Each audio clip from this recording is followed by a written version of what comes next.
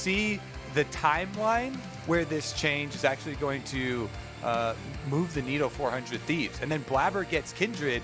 Trundle can't do anything versus Kindred. It's very difficult to chase him down unless you are a master with your pillar. If you get a really good pillar, your goal is always to interrupt the dash of your opponents. But you can do this if you're very good against things like Jarvan, but you try and split up their dashes. If you can do that to Kindred, then there is a world where you and a laner can collapse, maybe get a kill like that. But other than that, Blabber is going to have a lot of freedom here, and Kindred can scale extremely well to being one of those big DPS threats. Always feels so nice to jungle as a Kindred if your team also already has a beefy frontline locked in. Yeah. So I like the pick here for Cloud9 too. And the other thing I'm curious about too, Kindred has the ability to prevent the death of allies with her ultimate. Aphelios is often picked with these very safe bottom laners like a Braum, like a Thresh, like a Tahm Kench. Maybe those get left behind in the second half of the draft here to allow for a more aggressive style from Cloud9 because they know that Zven can be protected by the Lamb's Respite. They may wait and just go ahead and pick up Zoe here. That is the lock-in. They placed priority on that for Niski. He had a very successful game on it last time around. We'll see if he can do it here again. Remember, 100 Thieves still got to find an AD carry, and Cloud9 banned out 2 more of the big ones for Cody's son. Cody has said that he wants to play more aggressively. All right, instantly lock in the Kog'Maw here. Are we going to get a stat spot right next to it? Some Lulu or Janna action to protect this Kog'Maw. It definitely is a very interesting answer because Kog'Maw with the W active, you get extreme range. You can outrange the Aphelios, try and damage them that way. Kog'Maw is also good at shredding a front line. If Trundle ults Ornn and Kog'Maw has W on, the Ornn will actually melt like a regular champion, not an Ornn type champion.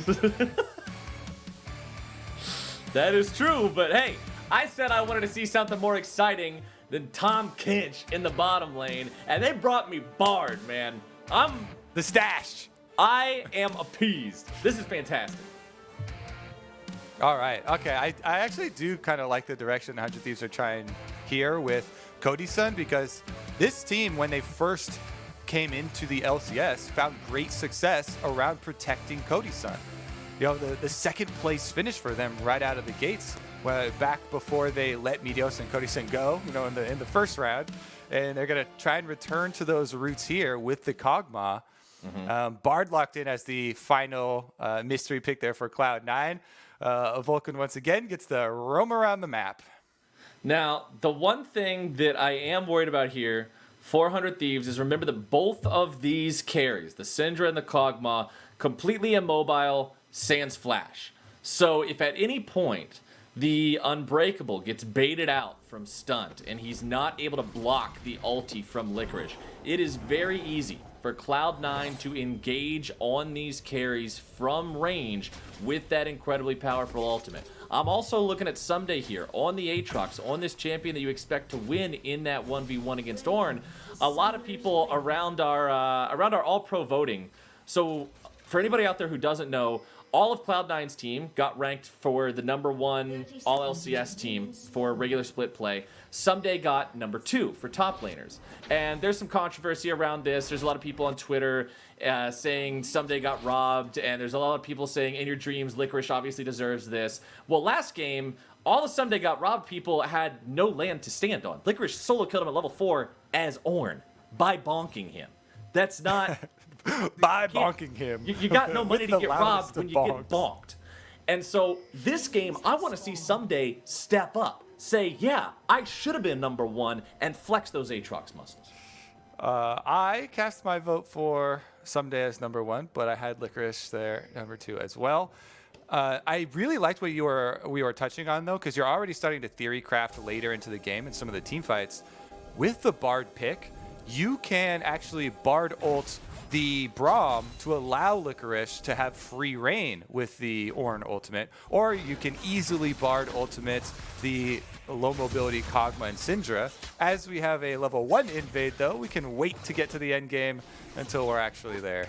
We got some spice in the draft. We got some spice in the level 1. I am enjoying game 2 here so far, my friend, but Meteos is not, as he is going to be forced away from this invade that they attempted as a 2v2. 100 Thieves have to back out from that one, so it will set Meteos a little bit behind here. And it's going to be really hard, like I was kind of talking about in Champion Select, for Trundle to bring stability to the lanes for 100 Thieves when you are facing this Kindred matchup.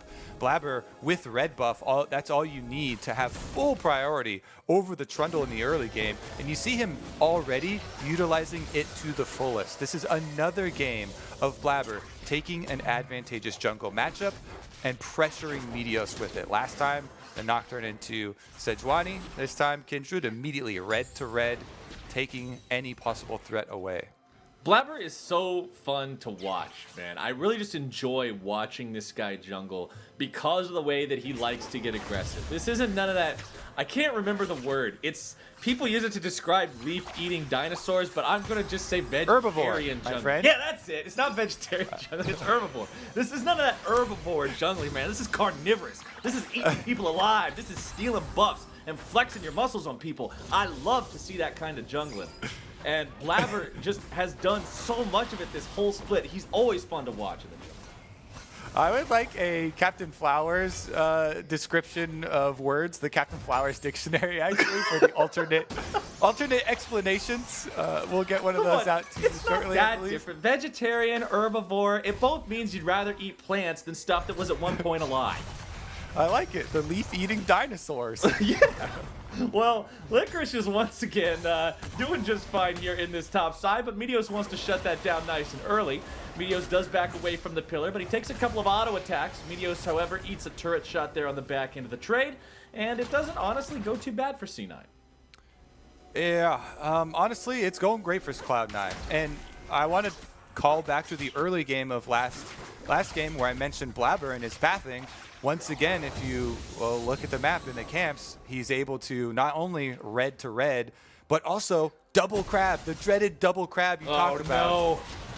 Turns out one of them also, he's able to get the mark off of that because of the gank top. Vulcan flashes in with the ignite. Stunt and Cody's son just not having a good time here in this bottom lane. Cody's done a good job so far of staying even on farm with his opponent, but when you compare where the health bars are here in this lane, it does mean Cody's going to lose a little bit of that closeness here as the wave will start to collide with the turret. Vulcan and Sven making sure they push this one up as far as possible. Meteos is going to move into bottom lane to try to delay that and keep as many of these minions as possible away from the turret to ensure that Cody doesn't lose more than what is absolutely necessary. But Sven and Vulcan are able to grab that first plate and they'll go home happy. Yeah, the best 100 Thieves can hope for is to have Meteos pick up the gold that's just dying into the ground right there until Cody's son gets back. He does that, but it really does feel like they're just picking up scraps right now in the game. Blabber now can reverse clear back up to top side, and he's already got his skirmishing saber as well. Really just makes it very easy for him to continually go deeper into 100 Thieves jungle and keep up the vision and the wards. And you can see right now, he can even go take these Gromp marks, which are very rare for Kindred to be able to take this early into the game, to have this much agency. See if he gets punished on the way out, though. Not gonna be the case. Okay, so he takes the blast cone and just blinds himself right into Someday. Finds a very poor trade against his top lane opponent here, and now jumps right back in to fight even further. He Qs forward, gets hit by the Infernal Chains. He will be taken down below 300 HP, but considering Someday was in a 1v2, he couldn't actually threaten the kill, and his control ward is cleared away. Niski, once again, going to find a trouble bubble there. On to Ryoma in the mid lane, follows it up with a Paddle Star to win the trade. So during that, they do get the mark for Blabber. Someday's pissed about it, though. Yeah, Someday's not happy here. And he is just trying to run Blabber down in the jungle. Q3 onto the remaining Krugs there in the camp to get a little bit of something from that. as Licorice flashes up the wall, slams his head right into the bricks on the edge of the red buff, and that is first blood over to C9. Someday's bloodlust ends up getting punished. Looks like Blabber is able to get inside his head there, living rent-free. Someday went for the invade while his team was taking Dragon. We didn't really mention it because it was easily seen on the mini-map, but Meteos made the call since, okay, Blabber's topside getting the mark, I'll take Dragon. And you see right now, 100 Thieves have gotten the Dragon, but Someday's so deep in the weak side of the map. This is the weak side. Their whole team for 100 Thieves is on Dragon, taking the objective. And Someday is going to trade flashes with Blabber, but this is the weak side. There's 3 members of Cloud9 here. They clean up the first blood kill. You know, I've been in that situation a lot of times in the past. Tilted? Yeah, I have heard in my games, sometimes I'll be like, oh, this guy, he thinks he's so good, I'm going to go teach him what for. And then you get collapsed on by 3 dudes. And if it's a mistake that I would make, it's not a mistake that I would expect Someday to make. So I can't do anything but chalk that one up to tilt. So hopefully he's able to shake it off, get the mental back where it needs to be, because 100 Thieves are going to need him moving forward here in this game. Already down 1,500 gold despite only having 1 kill on the board, and that means a lot of leads in plates and in farm and in Cody and Stunts world. Things go from bad to worse. It is 2 kills for nada, zilch, 0, nothing, and Cloud9 just continues building this lead. Yep, C9 remain on the attack. 4 members bottom. They use the teleport from Licorice just for good measure. Every time that C9 make a move, Meteos tries to get the objective on the other half of the map. And that is going to be a Rift Trail. He should be able to pick it up. It is, again, though, kind of just picking up the only options left to them at this moment. As you can see, more plates taken off the bottom half of the map. So, Licorice is actually going to stay down there, and C9 will just swap their duo up to the top side. I have just been updated by a producer that this is the largest gold difference this split that we have seen at this point in time. This, of course, includes all other Cloud9 games. Now, most of the time when you're competing for gold differences, it's Cloud9 competing against themselves. Personal best. But, yeah, it's like a racing game where you're not really racing against anybody else. You're racing against your own best time on the track. And, well, when Cloud9's able to beat even their own best time, 100 Thieves have got to be concerned about how quickly this game is spiraling out of control. Yeah, right now they're going for the reset. They pulled Someday down bottom side along with the rest of the team, so maybe 100 Thieves are just going to trade. And I like this. Once again, we talked about last game where you are not strong enough to actually fight them on any objectives, so try and trade just by overloading one side of the map. Even with 4 members here, though, Licorice goes in. They chunk down Stunt.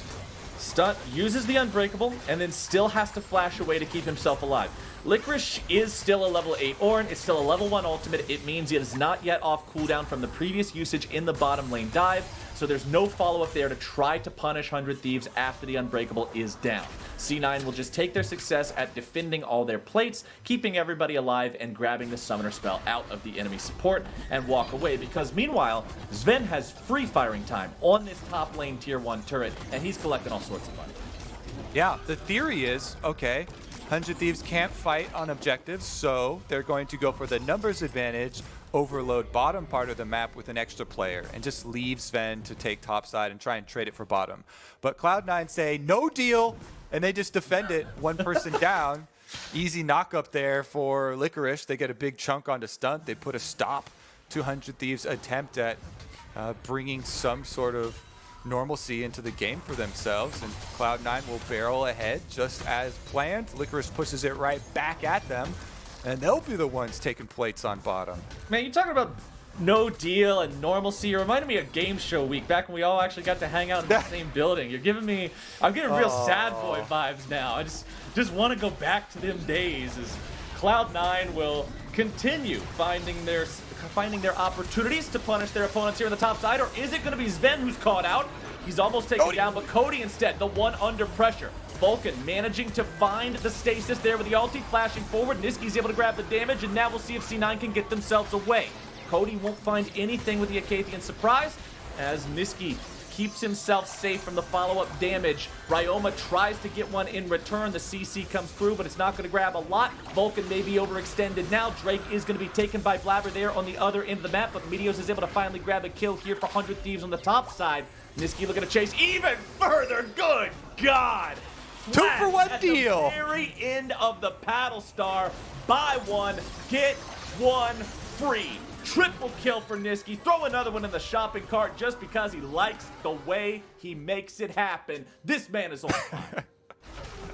Yeah, why not? Throw another one in there. Let's stock up. Niski here. Let's take a look at how this actually unfolded because Cody-san, most will have flash there. They try and finish off Sven, but Vulcan is able to get in range. He gets the Guardian off of the heal that he put under Sven, keeps him alive. Then he's able to flash in, gets the counter killed there. They take down Cody-san, even though 100 Thieves bring another member to this. You know how it turns out as Niski, he actually likes the deals that he's seeing on Summoner's Rift today. Cody's son just lost. Everything must go. Free, health. free, free. free. Get your wacky waving inflatable arm flailing 2-man out because Niski is not stopping bargains like these anytime soon, my friend. He is just throw another one in the cart. The entirety of 100 Thieves. You know what this is? Did you ever watch those shows on like Nickelodeon when you were younger where kids would enter into a sweepstakes and they got to run through a toy Oh, store, yeah. just throw everything they wanted into the shopping cart? Niski is the kid, and everybody on 100 Thieves is a Lego set and a Nerf gun and a basketball, and they're all just getting thrown in the cart, and he is on the shopping spree of a lifetime. And the producers of the Nickelodeon show forgot to start the timer, so it's continued from all last game to this game. Niski's still throwing stuff in. He's got, I found another one here. 6-0 on the Zoe, by the way. Stopwatch in inventory. So this is probably a combination of death sentence for Meteos.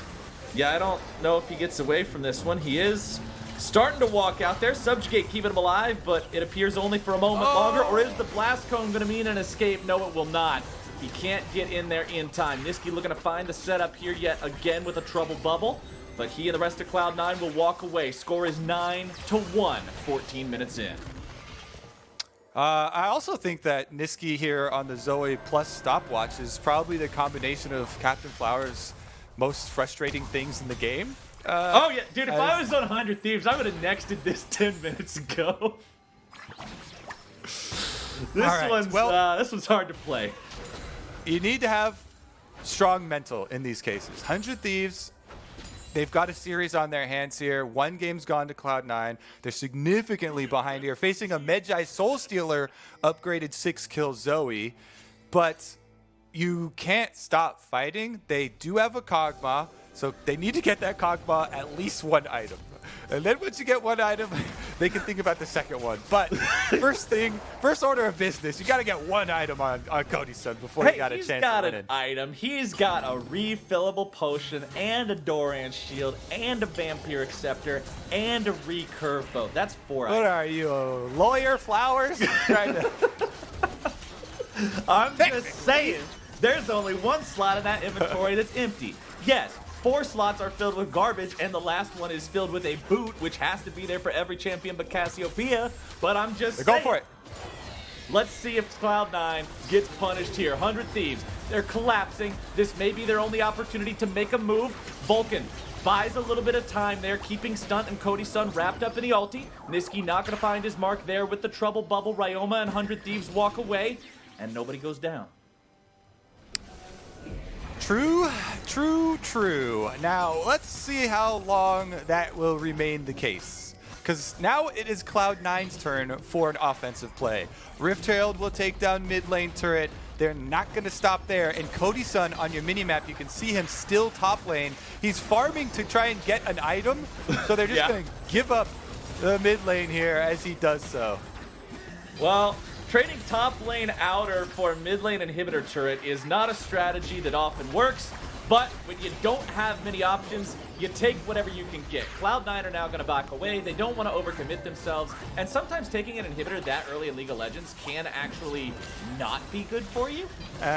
Sure. Not a lot to take on the map, man. What are they going to do? We're like, yes, now we have wolf control, while your opponents get an unlimited supply of free minions to farm in the base. So here's what they're going to do. IQ. Okay, I think it's an easy answer for me. Here's what they're going to do. Well, first they're going to kill Stunt, or root him at the very least. Then they're going to take the Dragon. They're going to get Mountain Dragon, reset. Once they have purchased, then they can just push on bottom side of the map, take that secondary turret because, Captain Flowers, they have a, what is this, 9,000 gold Yeah, it's lead? 9,000 at 17 minutes. It's a bunch. You keep pushing is basically my answer here. Okay. The problem with, giving up inhibitor is only bad if your opponents can defend it. If they can defend and keep you from taking more off the map, then that is a sustainable, path to comeback. But if Cloud9 remain taking down secondary turrets, there are still 2 of them outside of inhibitor turrets for Cloud9 to take, then they can just keep up that pressure. Plus, there's always the added bonus, inhibitor's not even down yet. If they want to, they can go straight towards the exposed inhibitor. Cloud9's just got the entire game in the palm of their hands. I mean, at this point, barring them all trying to 1v5 in mid lane, one after another in a giant conga line of death, I don't see any opportunity for 100 Thieves to win this game. Kog'Maw's still working towards that fabled first completed item. I have to just wonder, if you're 100 Thieves, what is the plan for next game? Because the changes made this game did not work. Meteos being a champion that shuts down a tank did not shut down the tank. He's 1-0-3. Someday was not able to find success in the top lane. He's down 35 CS. He baited himself against Blabber and ends up getting first blooded. Ryoma cannot win the Syndra versus Zoe matchup, period. That needs to change. Like, I feel like Syndra first priority is trapping 100 Thieves, and this is just not working in this mid lane. I don't know. There's a lot of fires going on right now, and if you're 100 Thieves, I don't know if there's enough water to put them out. Okay, start some fires of your own is my direction. Wait, what? If there's fires, you want to start more fires? So, actually, this is viable where people, pre-burn. They can burn areas around a fire so that there's nothing for the fire to then spread. That's a completely different path, and we can talk about fire containment later. Is this like trying to kill the red buff without smite at level 1 so you die and your opponent can't kill you? Like, I'm trying to understand where the analogy is going here. Here's my strategy, Captain Flowers. Okay. Draft Olaf for Meteos, draft actual aggressive lanes like 100 Thieves used Lucian top lane for someday. They committed hard to it. They hard split push. You need something where you don't have to wait and scale up. We mentioned, Trundle into Ornn. That sounds cool because you can shred him later on in the game, but that later on in the game value is not something that you're going to get to. So I think you draft some super aggressive lanes. You put Meteos on the Olaf, Rek'Sai, something like that. Those are 2 of his champions that he has used very successfully in the past that have a lot of early agency. And try and attack it that way because the game plan here for number 1 and game number 2 has not panned out. Yeah, I'm really worried about just the state of mind for 100 Thieves. Like, you talk about a series requiring mental fortitude. You talk about players needing to be able to adapt and make sure that they can reset after each game. We saw the play from Someday that we couldn't describe as anything other than a tilt play at the beginning of this game. And we've seen 100 Thieves just continually be collapsed on and be outplayed as a team over and over and over again. And I want to see if this roster can change things up because right now it just seems so incredibly doomed at this point. Cloud9 being the strongest team in the regular split, you expected this to happen no matter who they played against. I think, honestly, if you don't have Cloud9 as a hard favorite in any matchup going into playoffs based on statistics and logic, you're hard trolling. And Licorice is now going to be dove here. 3v1. They will take him down. Cody's son on the board got himself a kill now. But at the cost of the top lane tier 2 going down. At the cost of these lanes continuing to be pressured. It's tier 3 under fire in the top lane. Yes, they grabbed the kill on the enemy top laner, but this is a lot to trade. Yeah. Can we say no deal? There's no option for no deal here. I don't think there is an option for no deal. They're just going to take the whole damn briefcase and the inhibitor along with it. 100 Thieves, once again on the retreat. The Cloud9 4-man squad does not care that they don't have their top laner or that he doesn't have TP even once he respawns. Vulcan looks to make a play with the Tempered Fate. No, he won't find it, but they will get 2 inhibitors that 100 Thieves are unable to defend. And this is 2 inhibitors before 20 minutes into the game. They couldn't even go do Baron right now if they wanted to after the reset. Cloud9 have to wait around for another 30 seconds after they reset and head back out to the Baron. Hashtag item for Cody has worked out though. He's got his single item. You're trying to start a Twitter trend to buy Kog'Maw. Are you going to start a GoFundMe for Kog'Maw's Rage Blade? That's the strategy, actually, for game number 3 for 100 Thieves. They need to start the GoFundMe early so that they can have the items upon arrival. But anyways, Cody's son was pushing that bottom tower during the Cloud9 incursion into their base that resulted in 2 inhibitors being destroyed. That is, again, their lone hope, though, right? They've got this Kog'Maw. They need him to be able to output some form of DPS to have any hopes.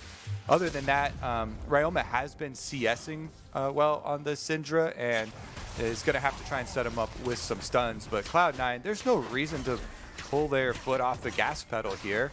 Baron has finally arrived, so maybe they will transition over to the Baron after they take the secondary turret. If they even or maybe they'll just finish up the game, you know? 2 inhibitors with mid and top down means 2 lines of super minions streaming into the base. And the ability to prevent those minions from dealing a lot of damage is severely limited when you only have a Luden's Echo on your mid laner, when you only have a Blade of the Ruined King on your AD carry. It is going to take a while to just get rid of all those massive minions coming into the base. And C9 will move towards that Baron exactly as you expect. Yep, you know, it's a death sentence even walking through this jungle. Niski's on patrol. 6 kill Zoe here, looking for anybody who's going to poke their heads out. And the Baron will be picked up for C9, so they should be able to march ahead.